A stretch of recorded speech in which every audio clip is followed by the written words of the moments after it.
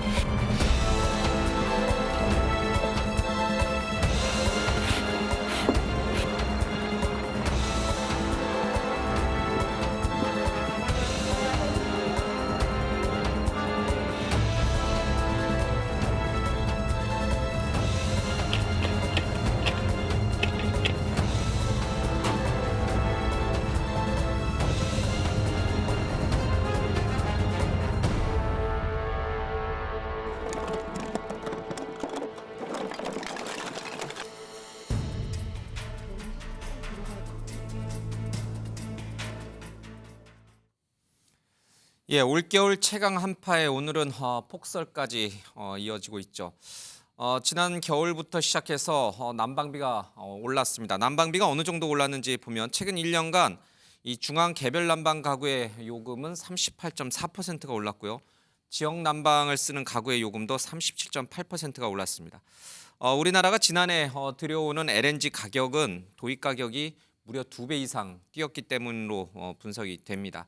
자, 그러나 장장 고지서, 요금 고지서를 눈앞에 본 서민들은 정말 이렇게 올라도 이렇게 오를 수가 있냐라고 하면서 불만을 토로하고 있고 그 불만의 목소리가 설 연휴 민심으로 나타났습니다. 정치권은 서로 내탁 공방으로 이 모습을 이어가고 있습니다. 먼저요, 오늘 최상목 경제수석이 이 취약계층 에너지 바우처 또 가스 요금에 대해서 대폭적인 지원에 나선다고 하는 긴급 대책을 내놨는데 그 얘기 먼저 좀 들어보겠습니다. 정부는 겨울 취약계층 난방비 지원 확대를 위해 에너지 바우처 지원 확대와 가스공사의 가스요금 할인을 대폭 확대하기로 하였습니다. 최근 난방비가 크게 오른 이유는 지난 몇 년 동안 인상 요인이 있었음에도 요금 인상을 억제하였고 어려운 대외 여건에서 에너지 가격 현실화가 불가피한 측면이 있습니다. 에너지 가격이 올라간 것은 우리가 수입에 의존하고 있기 때문에 수입하는 가격이 올라갔기 때문이죠. 그런데 그 올라간 가격만큼 적절하게 요금을 조금씩 단계적으로 계속 인상해 왔더라면 이렇게까지 한꺼번에 2배 이상 뛰는 일은 없었을 텐데라고 하는 의미가 최상목 경제수석 말에 좀 들어가 있습니다. 결국 문재인 정부에서 제대로 에너지 가격 상승분을 요금으로 인상을 하지 않고 이 탈원전 정책을 추진하면서 억눌러 놨기 때문이다. 이게 폭발한 거다. 이제 이렇게 아마 여건은 좀 보고 있는 것 같습니다. 논리적으로 설득력이 있습니까? 그 주장은? 근데 뭐 기본적으로 이제 이 한파에 이 추위에 난방비는 오르고 그 난방비 많이 쓰니까 또 오르긴 요인도 있어요. 추워서. 오르고 또 그 난방비가 반영된 뭐 관리비, 아파트 관리비를 보고 깜짝 놀라고 그러니까 이제 또 이제 난방을 줄이고 그러면 이제 추워지고 그러면 이제 이 불만과 비판은 정부를 향하게 되어 있거든요. 현 정부. 그렇죠, 당연히. 그래서 기본적으로는 현 정부 책임이라고 우리가 인정하고 들어가야 이 문제가 해결이 된다고 봅니다. 윤석열 정부 책임이다라고 인정해야 뭐 한다. 어찌됐든 뭐 포괄적으로 전부 다 정부 책임이죠. 다만 이제 이렇게 된 원인이 한꺼번에 그 가스 요금이 인상될 수밖에 없는 상황을 설명하다 보니까 과거 정부에서 이런 그 가스 요금 현실화를 하지 않고 억누르면서 그 자체를 이제 뭐 언발에 오줌 누기식으로 계속 그 미루다 보니까 인상분이 과도하게 높아 보이는 것이고 그것이 오늘날 현재의 문제이다. 뭐 그렇게 설명을 하는 과정에서 이제 이게 문재인 정부의 포퓰리즘 정책으로 결국은 이러한 난방비 폭탄이 일어나게 됐다라고 설명한 거죠. 저는 뭐 이 관리 측면에서 여러 가지 문제가 있을 겁니다. 단순히 가스 요금이 인상된 것이 문재인 정권의 문제뿐만 아니고 또 유럽에서 러시아 전쟁이 일어나고 그것을 통해서 또 가스 요금이 가스비가 올랐고 또 최근에는 사실은 이제 환율 문제 때문에 예. 그 반영도 있어야 됐을 거거든요. 수입분에. 예. 이런 복합적인 요인 때문에 이 올해 이 날벼락처럼 다가오고 있는 이 난방비 문제가 예. 포괄적으로 있다고 봅니다. 그래서 이것을 이제 정부 입장에서는 뭐 당연히 국민들께 예. 충분히 설명을 하고 이렇게 될 수밖에 없는 상황이 예.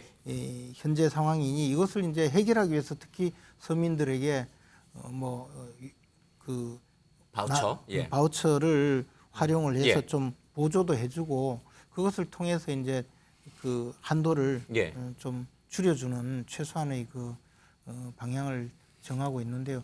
문제는 이제 민주당에서 이럴 때 또 이제 책임도 질 수 없는 상황으로 민주당 정부에서 사실은 국가부채를 뭐 1,000조 수준으로 올려놔서 예.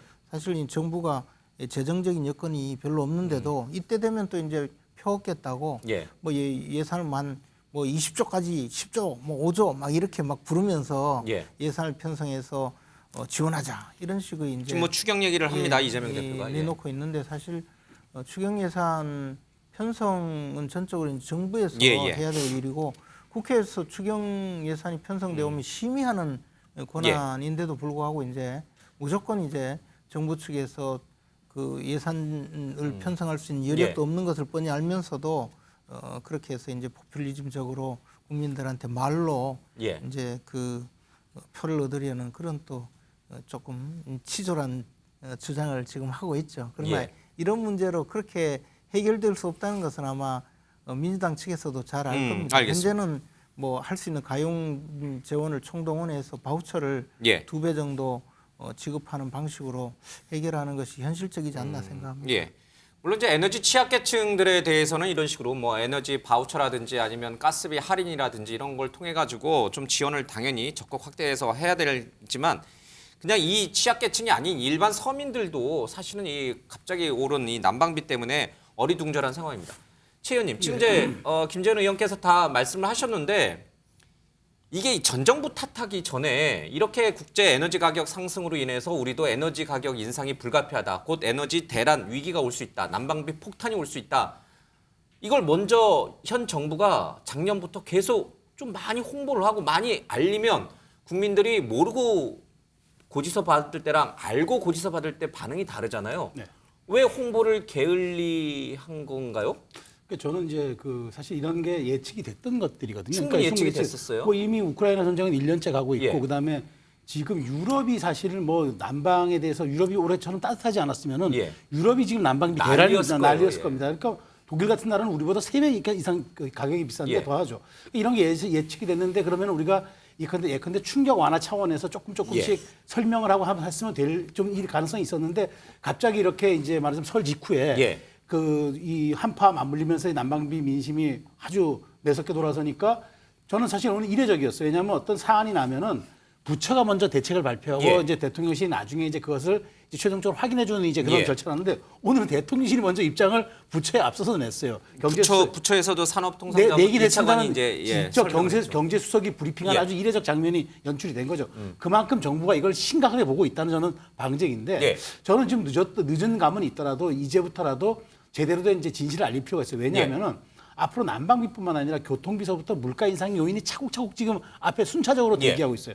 그럼 이게 고스란히 이게 서민 경제에 부담을 주는 다 핵심 사안들인데 예. 여기에 대해서 이건 뭐 전 정부가 물론 전 정부에 대해서 비판할 지점은 있어요. 예. 이를테면은 뭐 탈원전 같은 거 하느라고 한전이 30조 적자를 냈는데 원래 박근혜 정부 때는 4조에서 12조 정도 이익이 나던 기업이 부실기업화된 거. 이럴 때 사실 한전이 완충 역할을 좀 해줘야 되는데 부실 기업이다 보니까 채권 발행하는 수밖에 없는 이런 상황에 내몰리니까 완충 역할을 못하는 거예요. 이런 점은 비판할 수 있어도 그럼에도 불구하고 김 의원님 말씀하신 것처럼 현 정부의 국정 운영은 무한 책임입니다. 그렇다면 실질적으로 지금 실수요자에게 맞는 맞춤형 대책을 줘야 돼요. 바우처 지원, 가스 할인 요금도 좋지만 갑자기 이렇게 5, 60만 원의 난방비가 와서 부담이 어려운 데는 좀 약간 분할 납부를 할 수 있다든지 이런 식으로 세제 금융까지도 포함한 포괄적 대책들을 지금 순차적으로 내놔야 돼요. 그렇지 않으면은 앞으로 올 수 있는 그 인상 요인들이 더 큰 부담으로 작용할 가능성이 큽니다. 알겠습니다.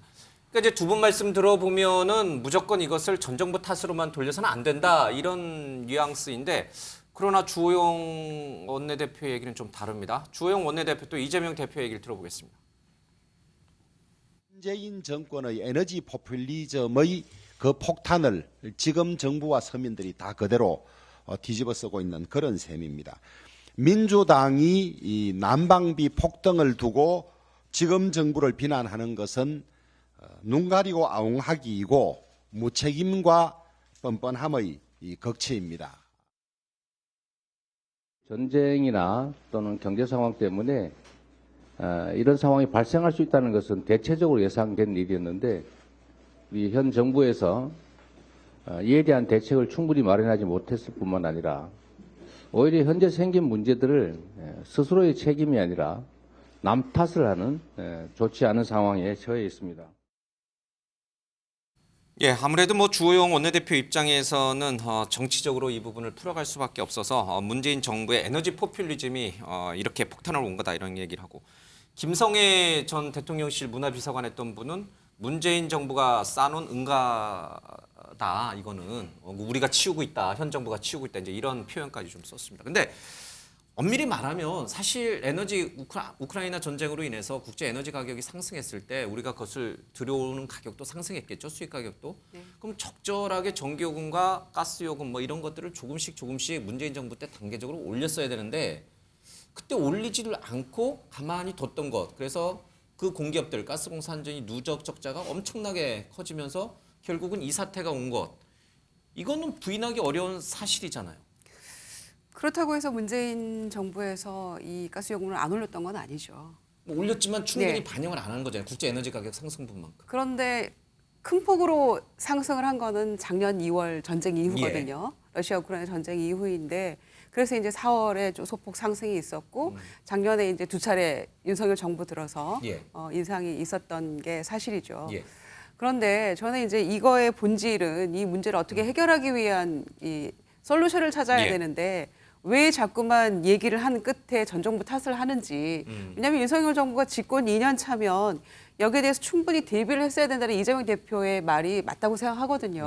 그러니까 집권 2년 차에도 여전히 문재인 정부 때 가격을 안 올려서 그렇다, 요금 인상 안 해서 그렇다라고 하면 도대체 이 정부는 무슨 책임을 지겠다는 것인지 이 서민들의 이 어려움에 대해서 그걸 알 길이 없고요. 그래서 오늘 그 최상무 경제수석이 발표한 그런 내용들은 굉장히 좋은 내용이라고 생각합니다. 그리고 굉장히 이 문제가 지금 심각하게 다가오고 있기 때문에 대통령실에서 지금 선제적으로 이런 발표를 한 거 아니겠습니까? 그래서 이렇게 차분히 설명을 하고 풀어나가야지 지금 미국이나 영국이나 뭐 독일에서는 2배에서 4배까지 올라서 오히려 우리는 지금 이 정도면 1사분기 동결하고 이 정도 가는 거는 선방하고 있다라는 오히려 양호한 거다, 그렇죠. 이렇게. 그러니까 그런 설명을 차분히 해가면서 이 문제를 해결하는 방향으로 가야지 왜 그 가운데 국민의힘은 계속 문재인 정부 탓을 하면서 그때 요금 안 올렸기 때문에 우리가 폭탄 맞고 있는 것이다 이렇게 얘기를 합니까? 그러니까 그거는 그 정부의 무한 책임이라는 측면에서도 말이 안 되는 것이고 또 이재명 대표가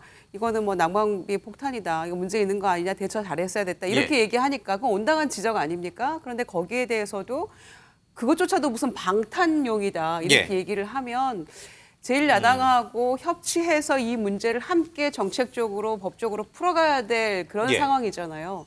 그런데 제1야당 대표의 이런 어떤 문제 지적에 대해서 그것조차 방탄용이라고 해버리면 서민들의 이런 어려운 이 닥쳐온 현실에 대해서 문제를 풀겠다는 것인지 말겠다는 것인지에 대해서 야당은 비판할 수밖에 없는 것이죠. 알겠습니다.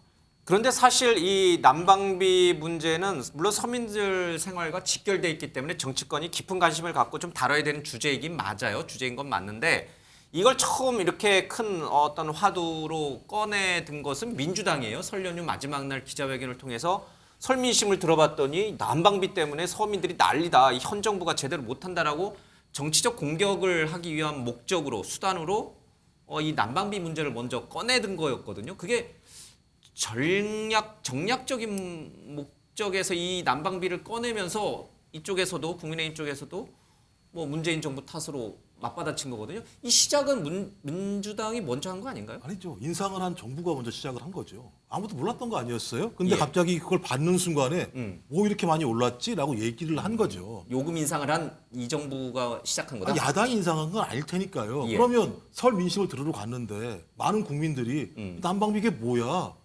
지금 경제도 어려워 죽겠는데 이렇게 인상시키면 되겠어라고 얘기를 하면 당연히 야당은 그 국민의 입장들을 대변해서 이것이 어떻게 된 건지 정부에 대해 물을 수 있는 거죠. 그리고 그 부분과 관련해서 공격적으로 제기할 수 있는 거죠. 능히. 예. 왜냐하면 계속 얘기하는데 예를 들면 가스비 급등이라고 하는 것들은 소위 우크라이나 러시아 전쟁 때문에 올라간 상황이 맞는 예. 것이고요. 그 이전을 계속 말씀을 하시는데 그 이전에 또 코로나19라는 상황이 있었기 때문에 섬유 경제가 매우 안 좋은 상황이어서 소위 공과금 이런 것도 올리기 어려운 상황이 분명히 있었어요. 예. 거기다가 지금 윤석열 그 대통령 당시 대선 후보 때 뭐라고 그랬습니까? 전기료 올린다 그랬더니 전기료 올리지 말아라, 백지화해라. 이게 대선 공약이었습니다. 그 이후에 추경호 장관이 뭐라 그랬습니까?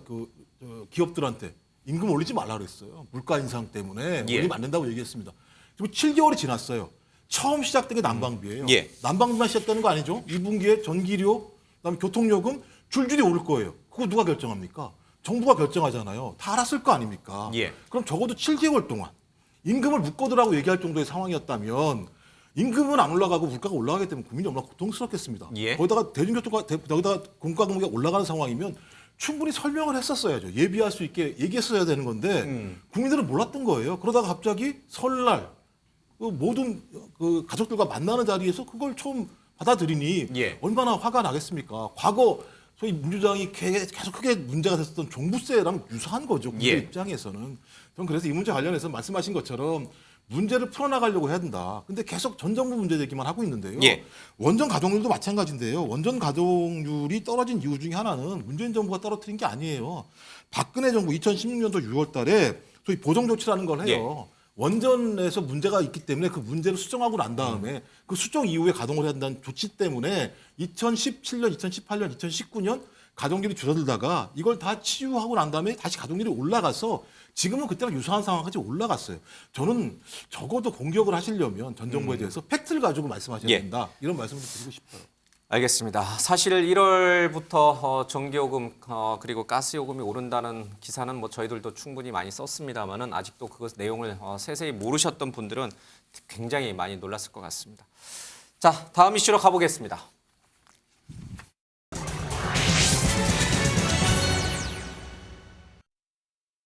어, 3월 8일 날 저희가 우리 당 전당대회를 하지 않습니까? 전당대회 때 대통령께서 참석해 주시면 좋겠다라고 하는 요청을 드렸습니다. 그렇게 요청 드렸을 때 대통령께서 하셨던 말씀은 우리 당원들이 많은 당원들이 모이고 또 거기 전당대회라고 하는 좋은 축제이니까 가서 꼭 참석하시겠다라는 인사를 하시겠다라고 하는 약속을 해 주셨고요. 이번에 전당대회 나 대표님 관련해 가지고 질의 말씀이 있으시냐 이런 건 얘기가 있었는데 사실은 전혀 저희도 그렇고 그 부분에 대해서 전혀 얘기가 없었습니다. 예, 윤석열 대통령이 여당 지도부 일각에서는 비윤계 분들을 이제 주로 만났다 이런 얘기도 좀 있긴 합니다만은 어쨌든 지도부와 오찬을 했고 순방 성과를 공유하는데 대부분의 시간을 할애했다라고 합니다. 근데 최근철 의원님, 이게 우연의 일정인가요? 미리 짜여진 일정이었을 것 같긴 한데 나경원 전 의원이 어제 사퇴하고 오늘 비윤계 의원들을 중심으로 지도부와 또 지도부를 포함한 오찬을 하고 이거는 어떻게 봐야 됩니까? 일부 언론은 그렇게 표현하더라고요. 큰일 났다. 나경원 전 의원이 사퇴하고 난 이후에 나경원 전 의원을 지지했던 표심이 비윤 쪽, 쉽게 말해서 안철수 의원 쪽으로 가는 것을 차단하기 위해서 대통령이 부랴부랴 비윤계 의원들을 중심으로 오찬을 한 거다. 이런 해석을 내놓는 언론도 일부 있더라고요. 맞아요? 뭐 명분은 그 순방도 다녀왔었고 예. 그 결과를 설명하는 자리였던 것 같고 실리적으로도 그런 것도 약간 있지는 않겠습니다. 아무래도 사람이 그런 해석이 가능하군요. 사람이 그 대통령이 전에 그래도 사람인데 예. 어느 정도 좀 실속도 좀 차리는 그런 모임이 있어야 되지 않겠습니까? 그러니까 당을 추스리는 차원에서 예. 사실 뭐 대통령께서 국정도 맡고 계시지만 1호 당원이지 않습니까? 예. 1호 당원으로서 당에 대해서도 여당에 대해서도 신경을 쓰지 않을 수 없는 입장이기 때문에 예. 여러모로 다중 포석을 갖고 오늘 만난 것으로 보인다. 비록 당무에 대해서는 오늘 별로 말씀을 하지 않으신 것으로 알고 있지만 예.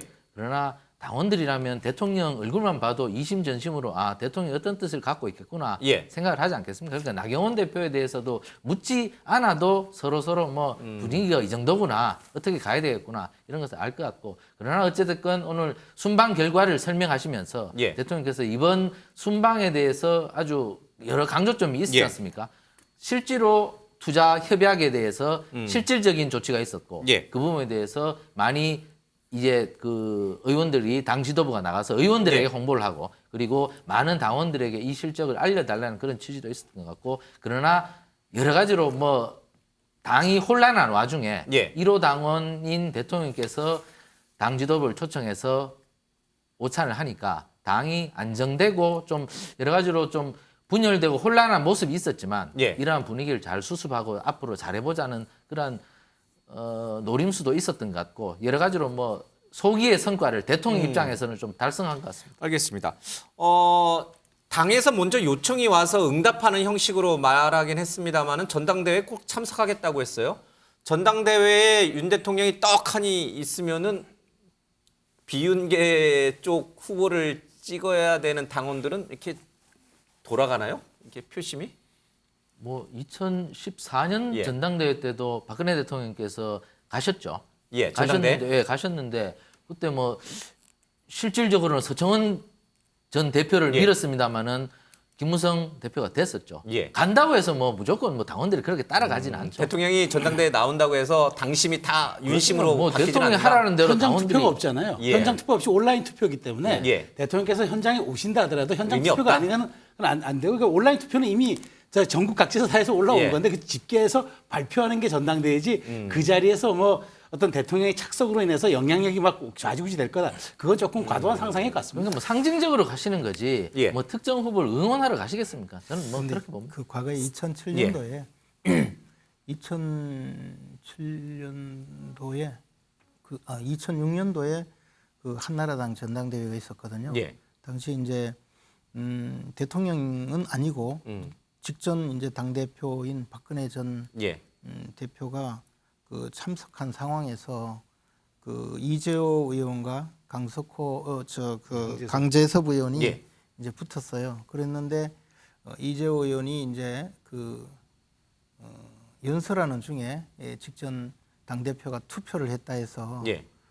이재호 의원이 엄청 화를 내고 이제 그 후에 뭐 저 전남 선운사까지 가서 올라오지도 않고 뭐 그런 상황이 있었는데 그런 것은 사실 전당대회 현장에서 현장 투표에 영향을 미친다고 경쟁자들은 의식하는 그런 사례였거든요. 예. 그런데 지금은 이제 아예 뭐 현장 투표 자체가 없으니까 온라인 투표로 다 바뀌었으니까 별 영향력은 없을 거다. 예, 그렇죠. 그리고 또 하나는 이제 그 집권당의 전당대회는 예. 항상 1호 당원인 대통령이 와서 그 연설을 하고 예. 당원들에게 뭐 격려 말씀 내지는 예. 당원들을 단합을 요구하는 그런 환영 인사를 하기 때문에 예. 그것으로 뭐 표심이 좌우된다고 볼 수는 없죠.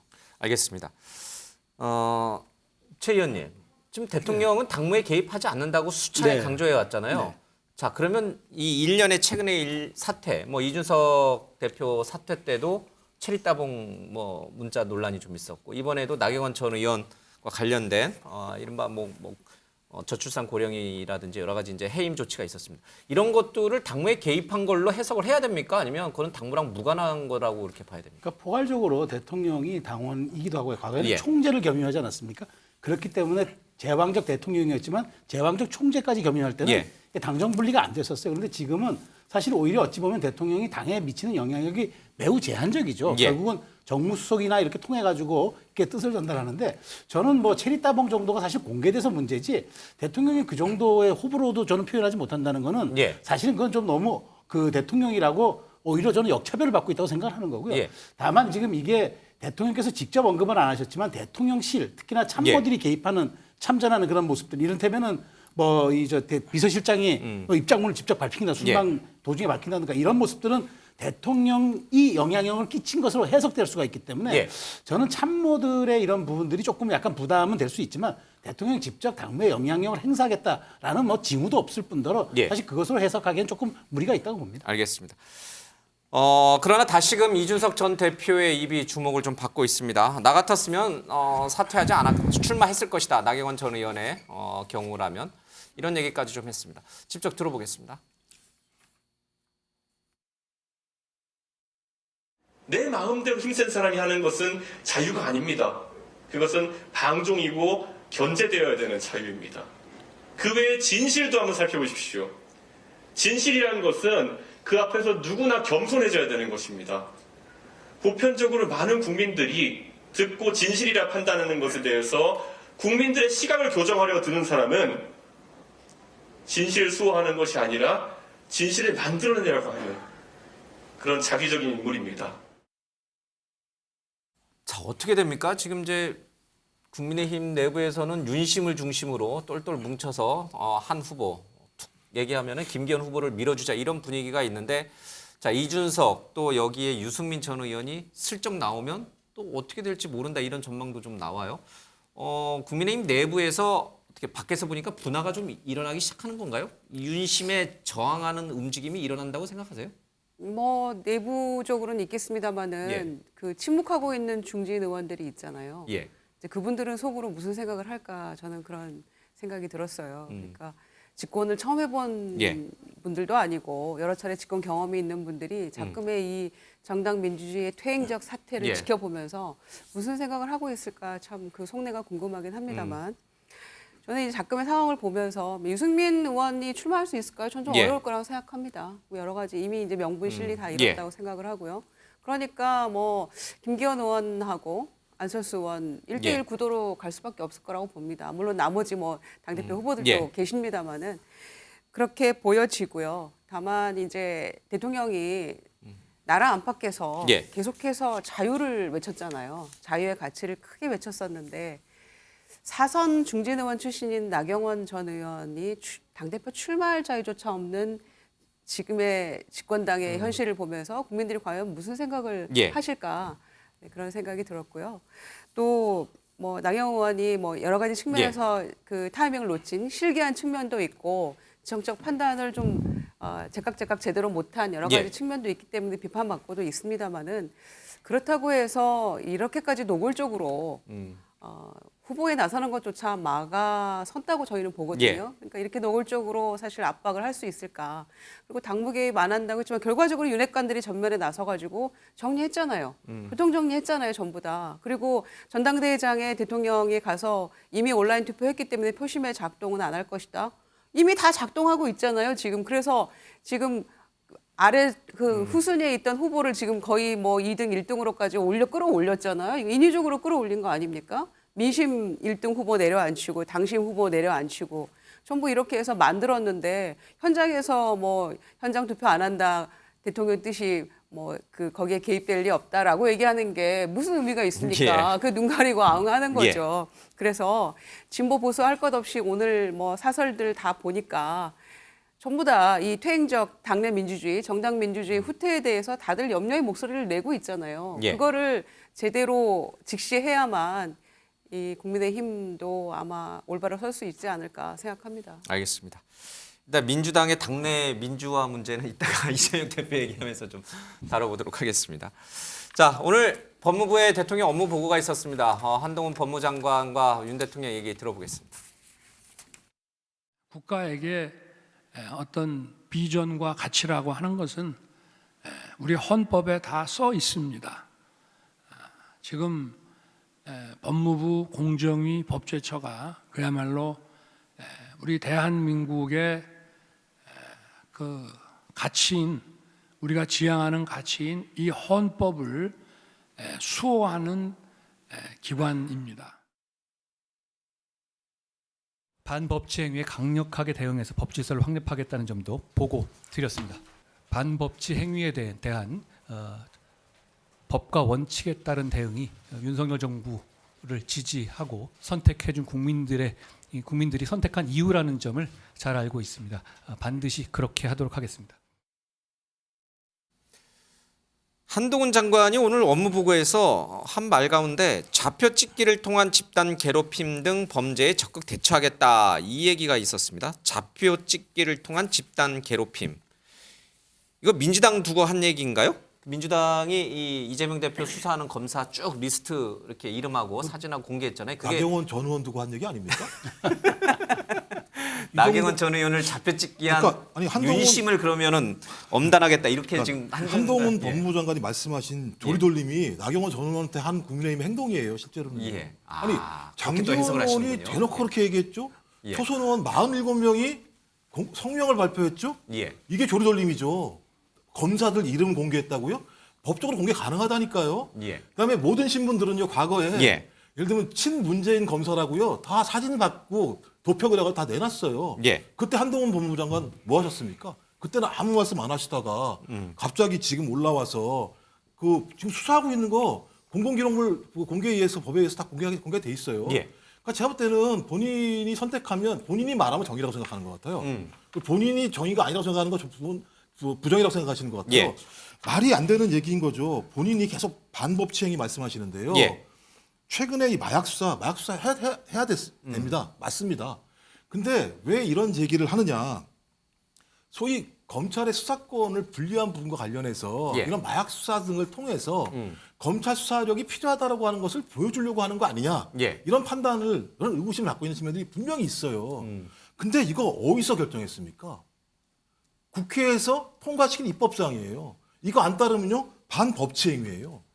본인이 반법치행위를 지금 부추기고 있으면서 입으로는 반법치행위를 잡겠다고 얘기하면 본인이 앞뒤가 안 맞는 말을 하는 거잖아요. 알겠습니다. 제가 볼 때는 아무래도 나경원 전 의원에 대해서 예. 본인이 가슴이 아파서 저런 말씀을 하는 거 아닐까 생각이 듭니다. 근데 사실 이제 전후 맥락을 살펴보면 한 장관이 잡혀찍기를 통한 집단 괴롭힘을 언급한 것은 아마 이제 온라인 상에서의 이제 연예인들이라든지 유명인들을 향한 이제 범죄 행위에 대해서 엄단하겠다 이 맥락이 맞을 텐데 이제 우리 또 정치인들은 해석을 이거 검사들 잡혀찍은 민주당 의원들 혼내주는 거 아니야 또 이렇게 생각하고 또 한쪽에서는 나경원 의원 잡혀찍은 오히려 국민의힘 친윤계들을 좀 엄단해야 되는 거 아니냐 이렇게 이제 받아치는 것 같습니다. 뭐 해석이 굉장히 재밌어요. 한 장관의 의도와는 다르게. 그러니까 뭐 이제 한동훈 장관이 예. 단순히 법무부 장관의 위치를 넘어서 예. 거의 뭐 많은 정치인 수준으로 민주당이 끌어올렸지 않습니까? 예. 끌어올리다 보니까 자꾸 민주당이 업무 보고만 하면 한동훈 장관에 대해서 가장 크게 관심을 갖는 것이죠. 그러니까 한동훈 장관이 이 말을 하든 저 말을 하든 무조건 이제는 행정 관료의 말이 아니라 정치인의 말로 치환을 해서 거기에 대해서 비판을 하는 것이죠. 그렇기 때문에 민주당의 해석도 민주국가에서 예. 뭐 표현의 자유가 있으니까 얼마든지 가능하다고 생각합니다. 하지만 그러나 일반 국민들로서는 법무부 장관의 말은 앞으로 어떻게 법무부가 국정을 이끌어 나갈 예. 것인가 여기에 대해서 더 관심이 많을 것이라고 생각하고 지금 여러 가지로 검경 수사권 조정 이후에 각 일선 경찰서에서 수사 지체 현상이 엄청나게 심합니다. 그래서 뭐 한동훈 장관이 얘기하는 깡패라든가 뭐 이런 사람들도 제대로 잡아들이지 못하고 있어요. 마약 수사도 마찬가지입니다. 그렇기 때문에 한동훈 장관이 오늘 강조점을 둔 것은 민생 현장에 국민들을 괴롭히는 사람들을 척결하겠다는 그러한 법무부의 의지의 표현으로 저는 읽습니다. 그렇기 때문에 지금 국민들이 많이 답답해하는 것이 많습니다. 지금 이렇게 경기가 나쁘면요, 뭐 보이스피싱 같은 범죄도 엄청나게 늘어납니다. 그러니까 국민들이 뭐 할머니나 할아버지들 약자들이 소액 100만 원, 200만 원 막 떼이고 막 이런단 말입니다. 그런데 그거 경찰서에 가보십시오. 경찰이 해결을 못합니다. 지금 사건이 많이 쌓여서. 그렇기 때문에 국민들이 지금 어려워하고 국민들이 답답해하는 부분에 대해서 법무부가 좀 뚫어주겠다는 그런 말을 표현한 것인데 어쨌든 국민들에게 위안과 위로를 주는 것인데 뭐 민주당으로서는 그렇게 뭐 해석을 할 수도 있다고 봅니다. 아마도 김종욱 행정관의 얘기를 한 장관이 아마 들었으면 내일 아침 출근길에 또 한마디 할 거예요. 분명히. 민주당뿐만 아니라 언론도 한 장관의 이 말 한마디 한마디에 굉장히 관심이 많은 것 같습니다. 다음 이슈로 가보겠습니다.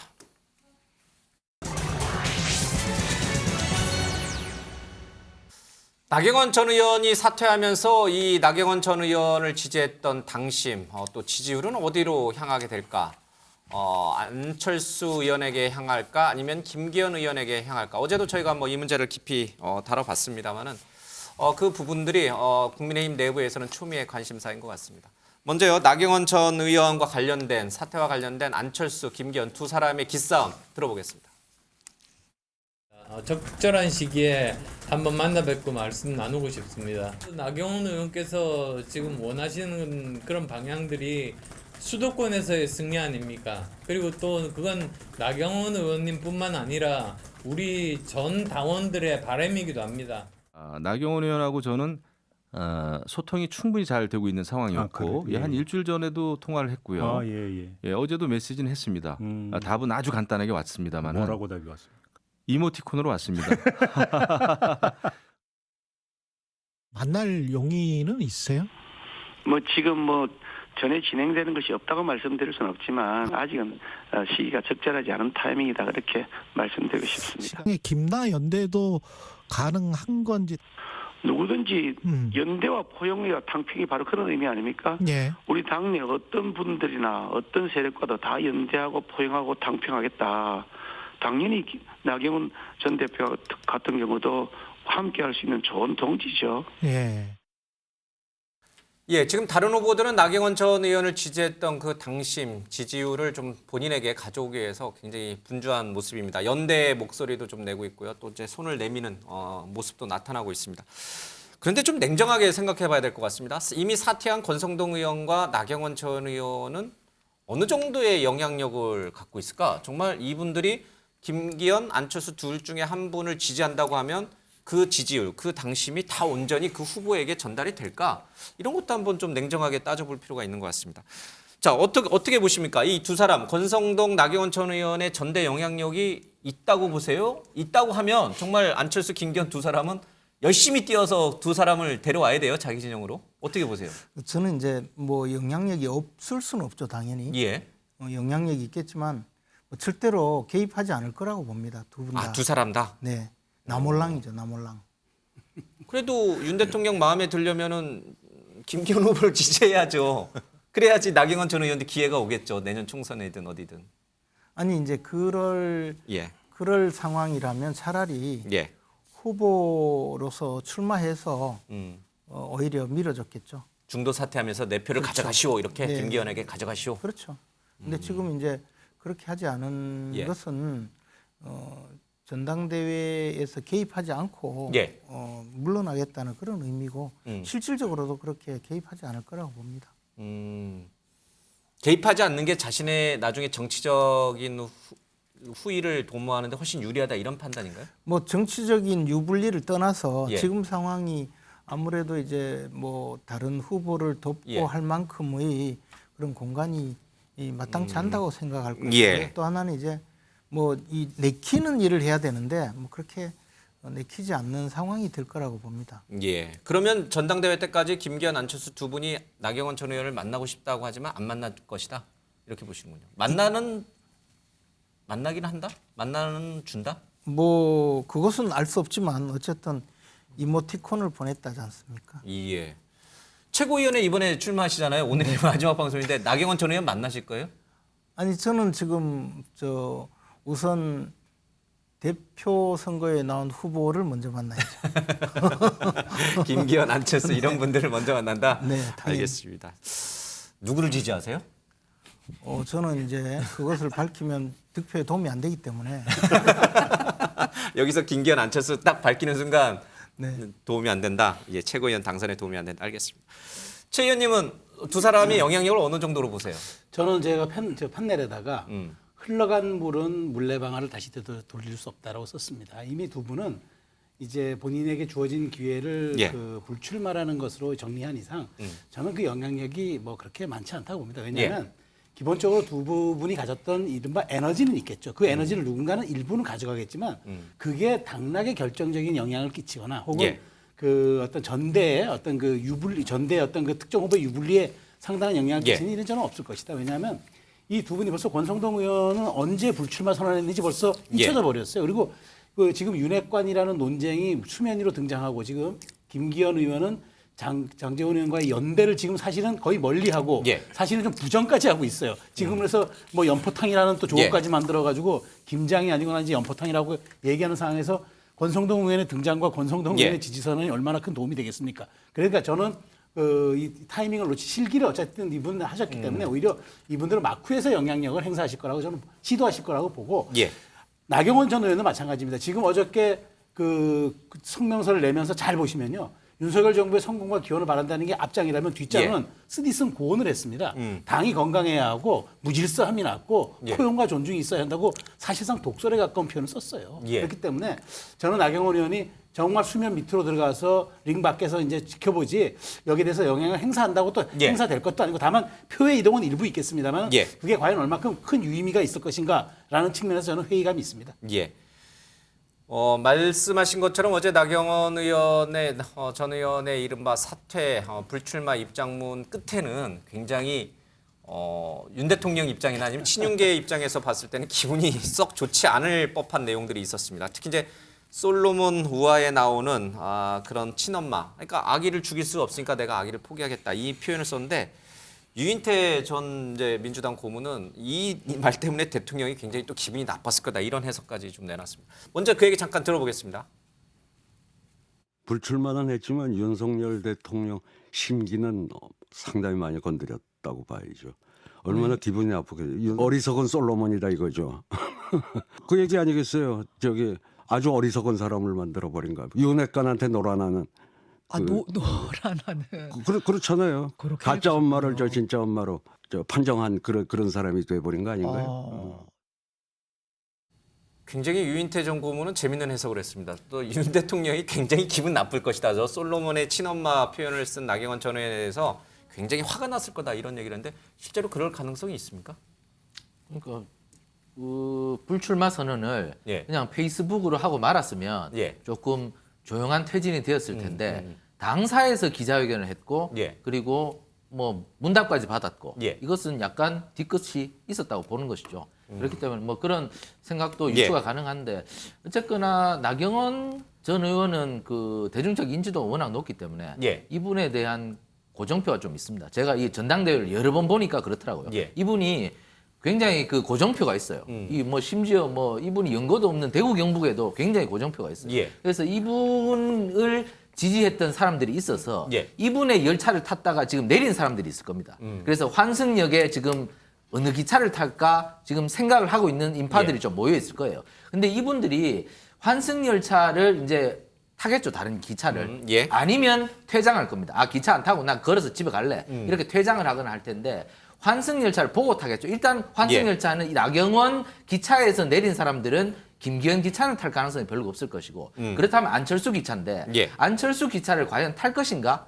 근데 안철수 기차가 좋으면 타고 안 좋으면 안 타고 내려서 집에 걸어가겠죠. 그렇기 때문에 안철수 기차가 앞으로 한 달 동안 얼마만큼 기차를 뽀대나게 만들 것인가. 이것이 아마 환승이 되느냐 안 되느냐 이것일 겁니다. 그러니까 지지 환승, 지지율 이전이 과연 나경원에서 안철수로 가겠느냐 말인데 저는 제가 볼 때는 안철수 의원이 하기 나름인데 지금까지 안철수 의원이 한 10년 동안의 정치 역정을 보면 옆에 사람이 좀 적었단 말이에요. 지금도 당내에서 많지가 않은데 지금까지 모습으로는 지지율 이전이 안철수로 되지 않을 것이다. 그렇기 때문에 안철수 의원이 하기 나름이지만 환승열차가 반드시 안철수가 들어온다고 해서 그 기차를 탈 가능성은 별로 없다. 어쨌든 안철수 의원이 하기 나름이지만 조금 비관적으로 보는 사람이 더 많다. 그렇기 때문에 나경원 전 의원의 지지표는 그냥 퇴장할 가능성도 매우 높다.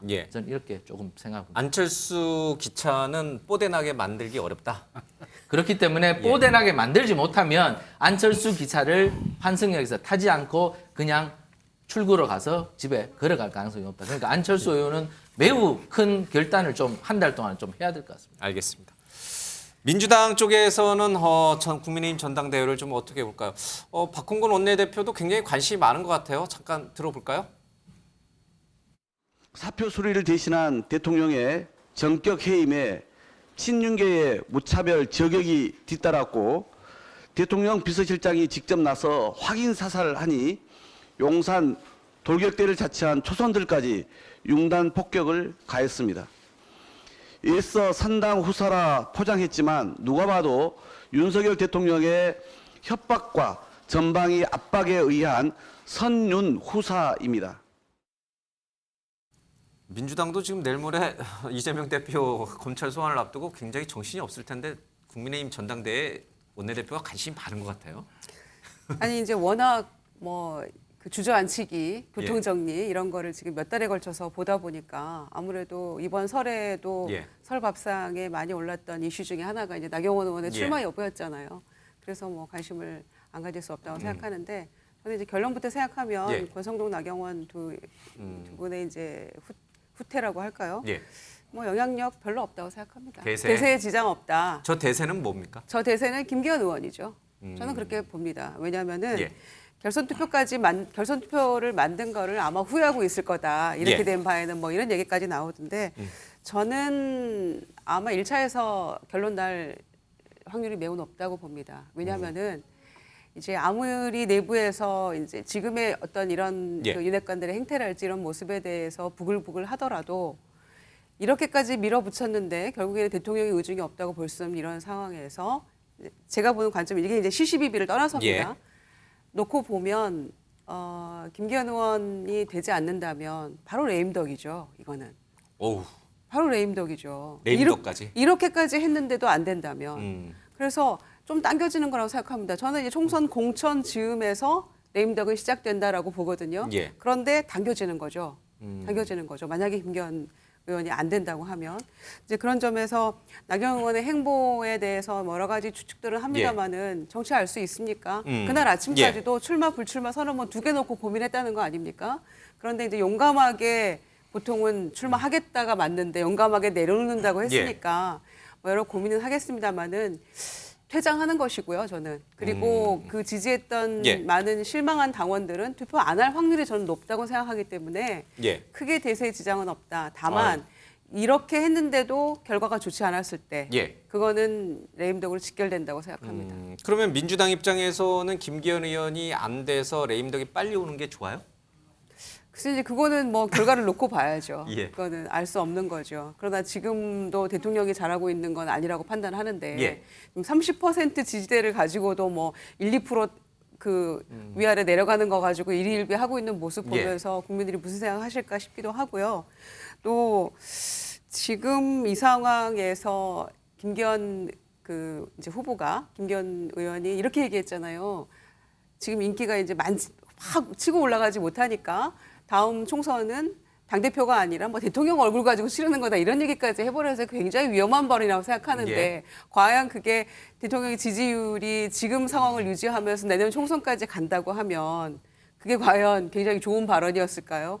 전략적으로 실패한 발언이 아닌가 이런 생각까지 들었는데 결론적으로 다시 원점으로 돌아가면 나경원 의원의 지금 이 상황은 대세에는 크게 지장이 없을 것이다 이렇게 봅니다. 대세에 지장 없는 대담을 우린 지금까지 계속하고 있는 거네요. 자, 마지막으로 김종현 행정관님. 저는 K 의원께서는 잊혀진 이름이라고 생각. 뺄 걸 그랬나요? 조직만 어떻게 좀 있으면 나눠주기를 바라겠죠. 이제 문제 핵심은 이제 나경원 전 의원인데 뭐 어차피 어느 한때는 지지율 1위를 하신 분이니까 그래서 제가 뒤끝 장렬 이렇게 썼는데요. 왜냐하면 이제 나온 내용이 그런 거죠. 오늘 이 정치 현실은 매우 낯설다. 나한테 이런 일이 도래할 줄은 난 정말 몰랐어. 이렇게 생각한 거 아니겠어요? 계속 예를 들어 어느 선거 나갈 때마다 지지율 상위에 있었고 항상 높은 자리에 있었는데 그다음에 또 질서 정연한 무기력함보다는 무질서한 생명력이 필요하다. 이런 얘기는 지금은 질서 정연하지만 무기력하다라고 얘기한 거겠죠. 뒤끝이 장렬한 건데 제가 볼 땐 강태공처럼 할 수밖에 없을 것 같아요. 세월이나 낫고 앉아 있어야지 별로 할 수 있는 수단이 없기 때문에 제가 볼 땐 그래서 맨 마지막에 건강한 국민의힘 윤석열 정부의 진정한 성공을 기원한다고 얘기한 것 같고요. 문제는 저는 오히려 저기 있는 것 같아요. 안철수 기차가 모양을 잘 갖추게 내버려 둘까? 국민의힘 잔혹사를 보면. 어디에서요? 윤핵관을 중심으로 하는 권력의 중심이 있겠죠. 말씀하신 것처럼 맨 처음에 이준석, 그다음에 유승민, 나경원, 중간 사이에 끼어서 권성동. 그 다음 차례가 안철수라는 얘기인가요? 지금 남아있는 거 왜냐하면 지금 윤심은 다 전 잘 모르겠습니다만 김기현 의원이라면서요. 그렇다면 그 기차가 예쁘게 포장되도록 내버려 둘 것인가라는 고민이 있는 것이고요. 또 마지막엔 김기현 의원은 뭘 얻으려고 이걸 하시는 거지라는 당대표라고 얘기하면 자기의 공천권, 자기의 정책 비전을 행사해야 되는데 이분이 당대표가 되시고 난 다음에 그러실 수 있으실까? 그럼 명예직 아닐까? 이런 고민. 그래서 이거 진짜 동화도 아니고 우화도 아니고 참 복잡한 전당대회가 전개되고 있다고 생각합니다. 알겠습니다.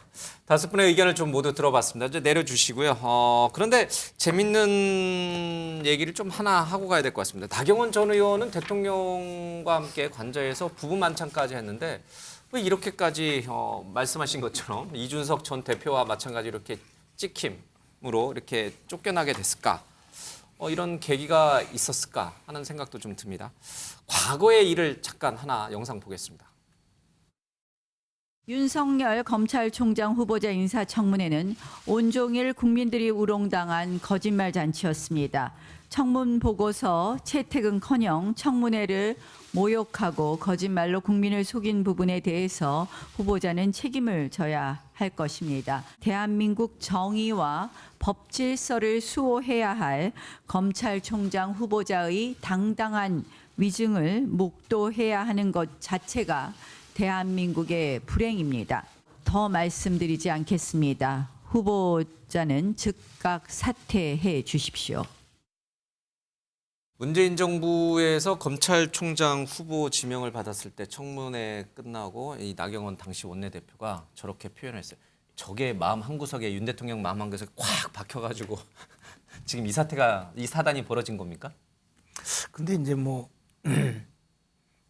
사실 이제 과거의 일을 예. 지금까지 대통령이 기억하고 뭐 당대표는 안 된다 그렇게 결정했다는 지금 전제로 말씀하시는 거잖아요.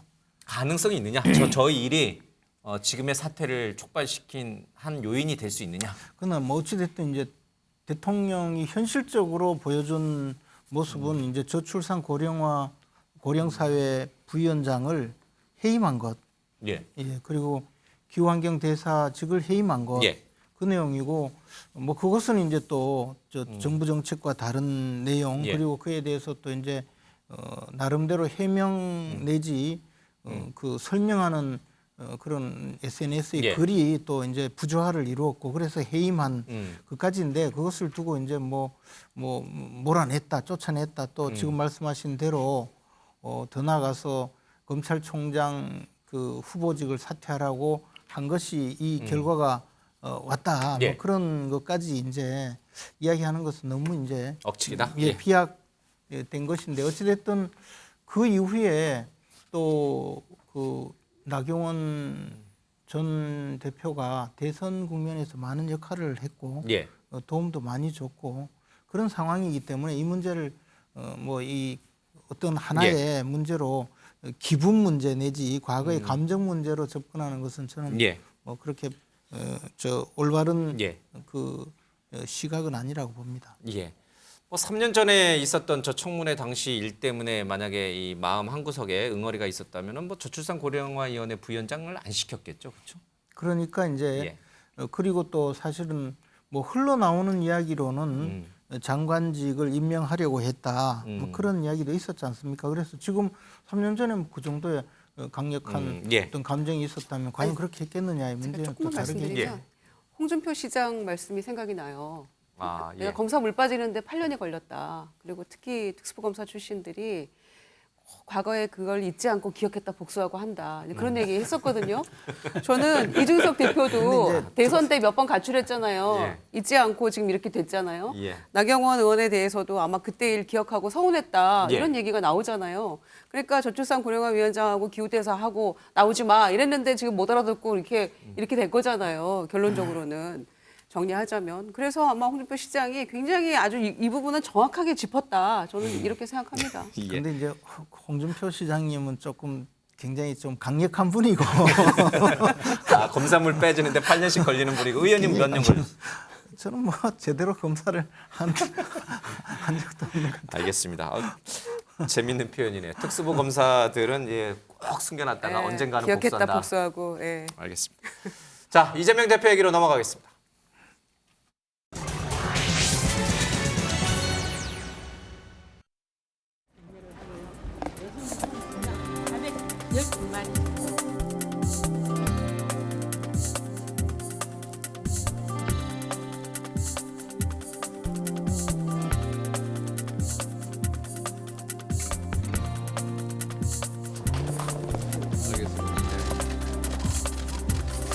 위기는 기회이기도 하니까 이 어려운 시기를 잘 견디고 또 다음에는 이런 진폭이 적은 안정적인 이런 비육 시장이 제대로 정착되도록 저희가 최선을 다하겠습니다. 네, 이재명 대표가 모레 검찰 소환을 앞두고 다시 민생 투어를 시작했습니다. 전북 정읍을 찾아갔는데 자, 이유가 뭘까?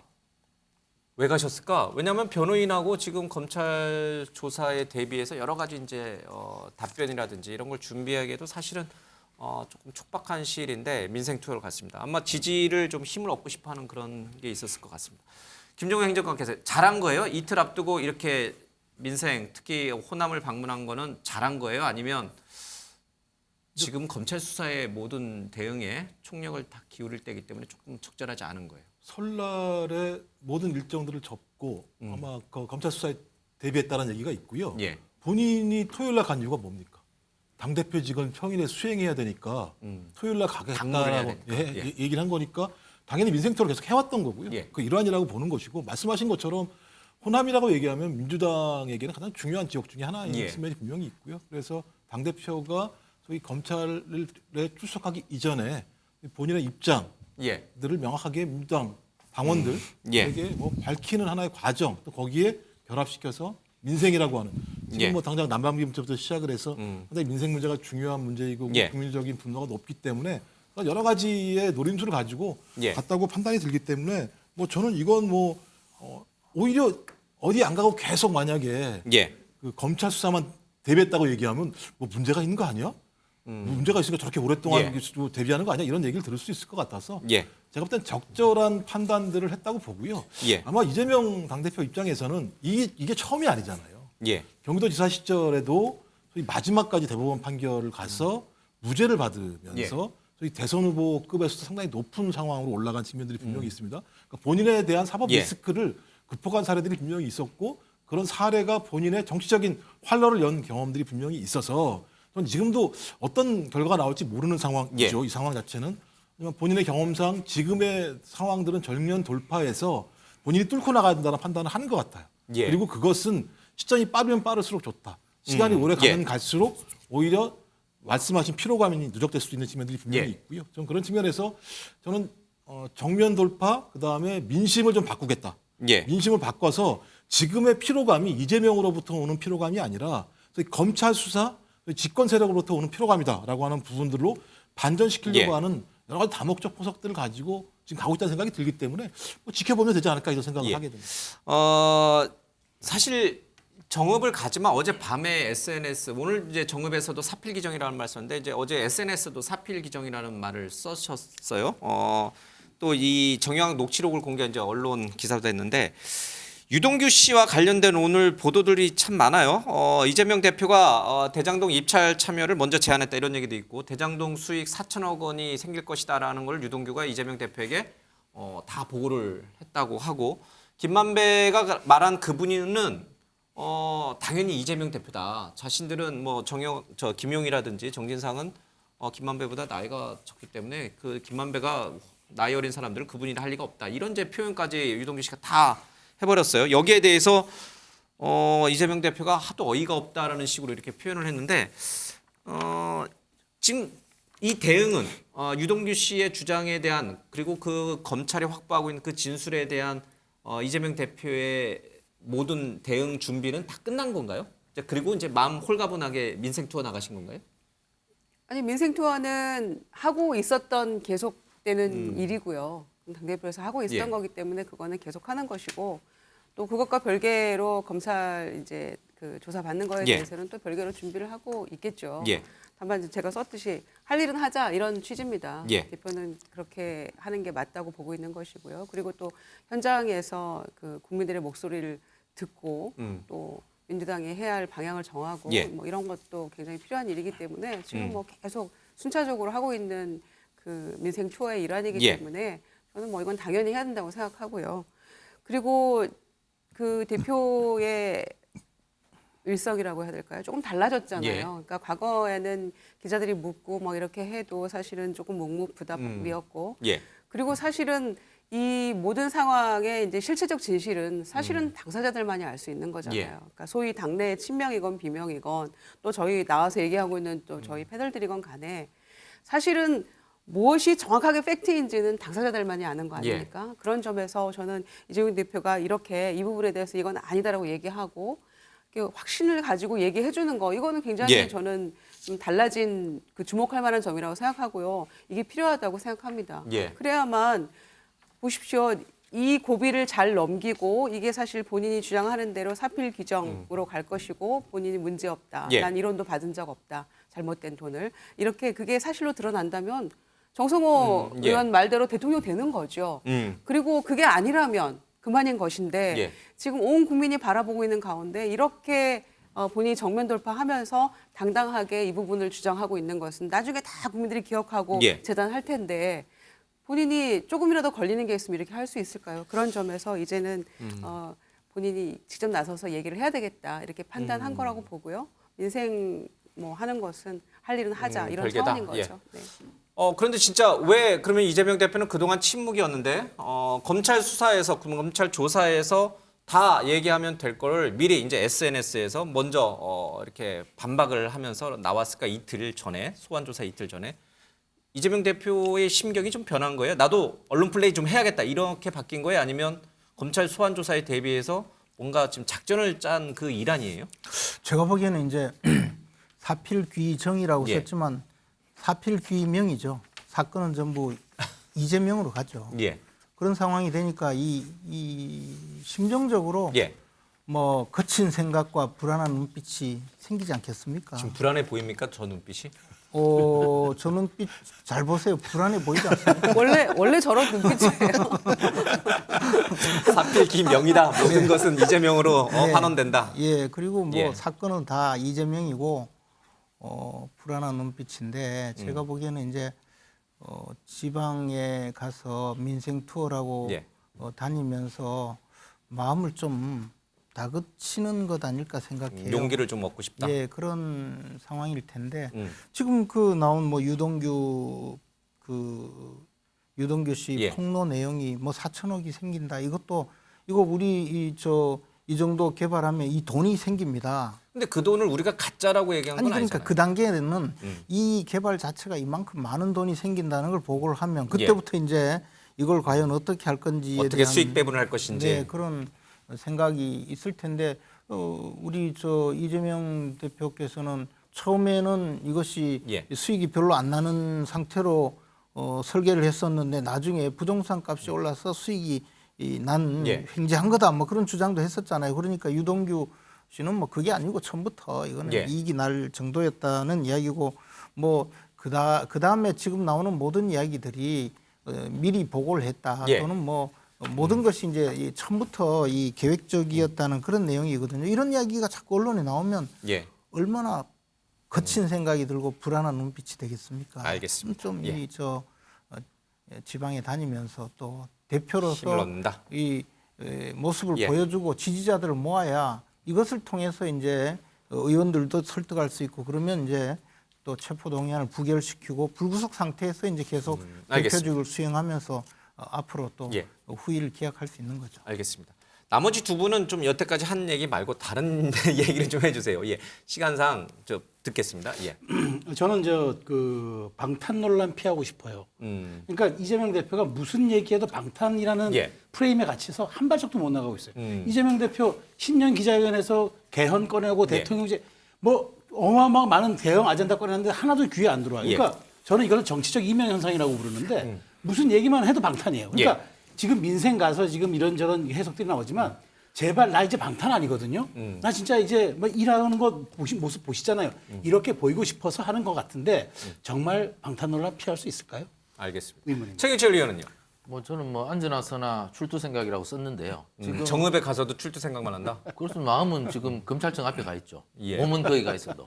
원래 제가 수많은 이 검찰 출두하는 정치인들을 봤는데 검찰 출두가 예정돼 있으면 누구라도 마음이 쪼그라듭니다. 이게 어쩔 수 없이 그렇게 되는 게 이게 검찰 출두해서 벌금 내고 끝날 것 같으면 괜찮죠. 근데 인신구속이 된다면은 자신의 정치적 생명이 끝나는 거거든요. 그러니까 거기에 앞에서 아이고 나는 여유롭게 민생 현장에서 민생을 위해서 지금 여기 왔습니다. 그 말은 통하지 않습니다. 예. 그렇기 때문에 지금 이재명 대표의 얼굴은 환하게 웃고 있지만 속에는 지금 숙검정이 막 타들어가고 예. 있는 것이죠. 그렇기 때문에 이재명 대표가 그리고 지금 민생 투어를 계속하는 것은 당내용입니다. 당내에 세력을 이재명 원톱 체제로 계속 가야 된다. 예. 내가 정상적으로 모든 것을 일정을 소화하면서 검찰과도 맞서 싸운다. 이것을 계속 보여주면서 당내 세력 균형이 무너지지 않도록 계속해서 행사를 나가고 있는 것이죠. 알겠습니다. 그런데 민주당 입장에서는 굉장히 이런 식으로 가면 굉장히 불행해지는 것이죠. 당대표가 흔들리는데 당의 운명도 흔들릴 수밖에 없는 것이죠. 한 30초 정도 남았는데 김종현 위원장님, 당내에서 당대표직 사퇴하라 이런 목소리가 계속 나오잖아요. 이재명 대표가 거기에 대해서는 반응을 안 보이나요? 뭐 일부의 의견입니다. 매번 일부라 말씀하시던 하시면? 분들이 말씀하시는 예. 거예요. 저는 그분들에게 한마디 드리고 싶은데 민생을 위해서 뭘 고민하셨죠 지금까지? 제가 그분들이? 알기로는 언론에서 나오는 이재명 리스크에 대해서만 계속 말씀하신 분들이에요. 예. 당 내부는 지금 언론에 나오는 것보다는 단단하게 모여 있는 것이 사실이고요. 예. 아마도 앞으로 태블릿 PC와 같은 명백한 증거가 나오지 않는다면 제가 볼 때 그분들의 얘기가 현실이 안 될 거라고 생각합니다. 일부의 얘기군요. 예, 일부죠. 알겠습니다. 예.